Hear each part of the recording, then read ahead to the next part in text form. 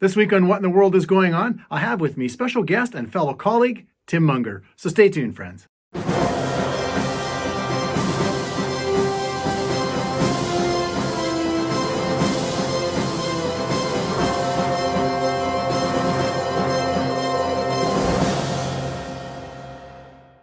Okay, well, Tim is the church ministry representative for the Friends of Israel in the Detroit, Michigan area. He's been with FOI for 32 years. He's one of FOI's many gifted writers, contributing to the website and to the blog, as well as our daily news surrounding Israel. He's also hosted over 48 Thank God for Israel galas. And so welcome, Tim, to the program. Welcome to What in the World is Going On. And we have quite a bit to talk about here again today, because somehow Israel seems to be dragged into the news once again. Whether they want to or not, Rob. Pardon me? Whether they want to or not. Whether they want to or not. That's right. And this time it's by Christiane Amanpour, CNN's international anchor. What happened there, Tim? Share with us. I saw this on the Times of Israel, Rob. First of all, let me say thank you for inviting me to join you. So thank you for inviting me.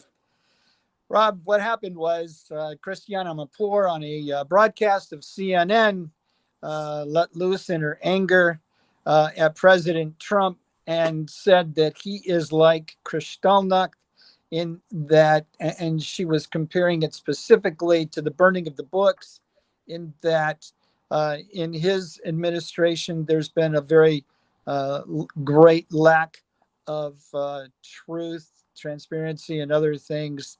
And she just,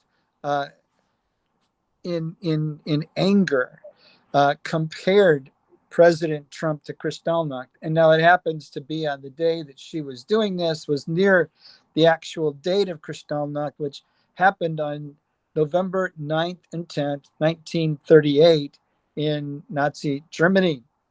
And Kristallnacht means the night of broken glass. And it was a horrific night for the Jewish people. And in fact, they point to that night as to the actual beginning of the Holocaust. That it was that incident when Jewish residences, Jewish people, leadership, and buildings, businesses were vandalized. They were burned. And there were instances, Rob, of Jewish people being rounded up into the synagogues, and synagogues set on fire, and they were burned to death in Kristallnacht. I have some stats here that over 250 synagogues were burned. Over 7,000 Jewish businesses were trashed and looted. Dozens of Jewish people killed, and Jewish cemeteries, hospitals, schools, and homes were looted, while police and fire brigades stood by. It says the morning after the pogroms, 30,000 Jewish men were arrested for the crime of being Jewish and sent to concentration camps, where hundreds of them perished. Absolutely true. How do you compare President Trump with that, when he has been the most pro-president or most pro-Israel president ever? It's just, I can't understand that. Rob, it goes beyond mind-boggling to maddening, because there is no rhyme nor reason for Christiane Amanpour to compare President Trump to, first of all, one of the most despotic and diabolical dictators the world has ever seen. And saw today, 70 million people perished in World War II, including about 13 million in the camps. And of those, 1/2, 6 million plus, were Jews who died because they were Jewish. And so it's right that her outburst, her venting of her anger and spite of President Trump, and comparing him, as you said, the most pro-Jewish American president, probably since Harry Truman recognized Israel in 1948. Certainly, he's been the most supportive and embracing Republican president ever. And the Israelis love President Trump. So for her to compare him to the diabolical dictator of Adolf Hitler is maddening. It truly is maddening because there's no sense to it, no reason for it. And certainly, from an Israeli viewpoint, the pain that exudes, because there's the statistics you read of what happened historically to the Jewish people on Kristallnacht, the absolute insensitivity and indeed folly of her using that um, is beyond mind-boggling. To me, it's maddening. Yeah, and yet, today we see anti-Semitism in Canada here is up 26%. I've been on university campuses where I can honestly say, when I have a pro-Israel, Friends of Israel table there, I've met much hatred towards the Jewish people, and we're seeing that in Canada. I've read reports up 60% in the United States. Would you say that's true, Tim? Do you certainly see a drastic increase in anti-Semitism in the United States? We do, according to statistics, I think some from the FBI, some from certainly government sources. It is saying some of the most the highest percentage of hate crimes committed in America today in the last year or two have been directed toward Jewish people. So the answer is yes. We've absolutely seen a rise in that. Much of it stemming from college campuses, the Palestinian SVP, Students for Justice in Palestine, SJP, Students for Justice in Palestine, and other organizations like that.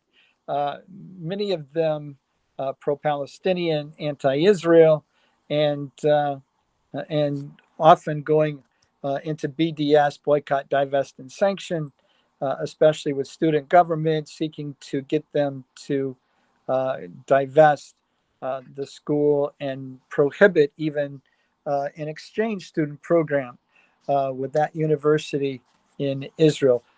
In spite of the fact that Israel has tremendous respect and appreciation and impact in education, especially higher education. Right. So Now, yes, we do. Christiane, she did apologize. I did read that, where she did apologize for her words, and that always seems to be, that first they spew what they want, and then they get pushback, and then they kind of retract that a bit. Maybe Facebook's fact checkers can do some fact checking on some of the stuff. Maybe they should make some comments, because I didn't see any of those comments on CNN's Facebook page. But you know what? We're living in some really strange times, but we're not caught by surprise as believers, because we know God's word tells us much of the things that are happening today.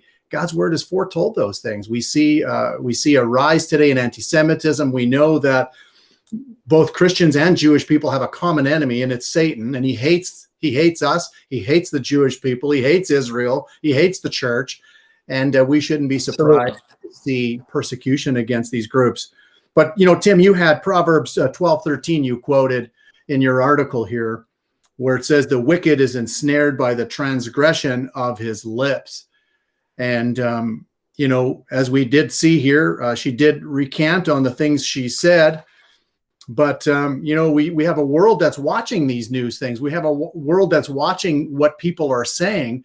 And, a lot of these things are dangerous when you look at anti-Semitism in the world and how it increases that. We really got to be careful as to the things we say. Absolutely. Someone has compared that to pouring gasoline on a fire. And it just makes it burn fire, that fire burn hotter, higher, and certainly more dangerously. In fact, based on that verse, I entitled that article, Caught in Her Words. Right. The wicked is ensnared. She's been caught. She's been trapped. And the Israeli minister of diaspora relations, when this article came out, or this comment came out on CNN by Christiane, she immediately contacted CNN and reminded them that these kind of loose cannon comments become, in the hands of anti-Semites, a means of committing anti-Semitism. And so Christiane, thankfully, she has apologized, and that's good, but it's too little, too late. Her words have already gone out. Her hatred has already been spewed, and her intent of her heart has already been shown. She has literally been ensnared by her lips. Right. And you know what? Looking at the eve of Kristallnacht here in 1938, November 9th, Tim, you and I, we belong to a fantastic ministry, the Friends of Israel Gospel Ministry, that had its roots really on the eve almost, as the founders understood what Hitler's true intentions were of genocide against the Jewish people. And they started this ministry in 1938. That's 10 years before the rebirth of the nation Israel. The Friends of Israel started. What a wonderful ministry to belong to. It is indeed, Rob. And I left the pastorate to come on staff with Friends of Israel. I had pastored for 10 years. I served 2 churches in that time. And God directed my wife and I to leave the pastorate and come on staff with the Friends of Israel. And they were gracious enough to say yes. But it's interesting when you talk about, you know, the founding of Friends of Israel, because our first international director, executive director, Victor Buxbazen, and his wife Lydia were actually in Germany on the night of Kristallnacht. And to hear them tell the story of what it was like for them is amazing.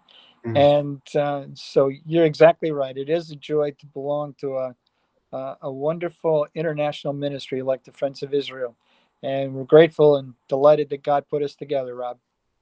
Well, Tim, I just want to thank you for taking time out of your day to come onto the program here. We look forward to having you many more times. And so keep writing and informing us as what's happening in the world, especially concerning Israel. And so thanks, Tim, so much for coming on today.